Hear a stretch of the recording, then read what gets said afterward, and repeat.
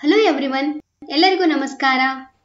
10ನೇ ತರಗತಿಯ ವಿಜ್ಞಾನದ ಕಾರ್ಬನ್ ಮತ್ತು ಅದರ ಸಂಯುಕ್ತಗಳು ಎಂಬ ಅಧ್ಯಾಯದ 1 ಅಂಕದ ಪ್ರಶ್ನೆಯನ್ನು ನಾವು ಇಂದಿನ ವಿಡಿಯೋದಲ್ಲಿ ನೋಡೋಣ.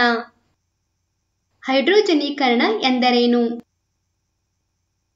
ಅಪರ್ಯಾಪ್ತ ಹೈಡ್ರೋಕಾರ್ಬನ್ಗಳು ಪೆಲ್ಲೇಡಿಯಂ ಅಥವಾ ನಿಕ್ಕಲ್ನಂತಹ ಕ್ರಿಯಾವರ್ಧಕದ ಸಮ್ಮುಖದಲ್ಲಿ ಹೈಡ್ರೋಜನ್ ಅನ್ನು ಸೇರಿಸಿಕೊಂಡು ಪರ್ಯಾಪ್ತ ಹೈಡ್ರೋಕಾರ್ಬನ್ಗಳನ್ನು ಉಂಟುಮಾಡುತ್ತವೆ.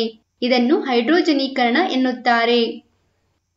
ಅಂದರೆ ಅಪರ್ಯಾಪ್ತ ಹೈಡ್ರೋಕಾರ್ಬನ್ಗಳನ್ನು ಹೈಡ್ರೋಜನೀಕರಣ ಕ್ರಿಯೆಗೆ ಒಳಪಡಿಸಿದಾಗ ಪರ್ಯಾಪ್ತ ಹೈಡ್ರೋಕಾರ್ಬನ್ಗಳಾಗಿ ಬದಲಾಗುತ್ತವೆ.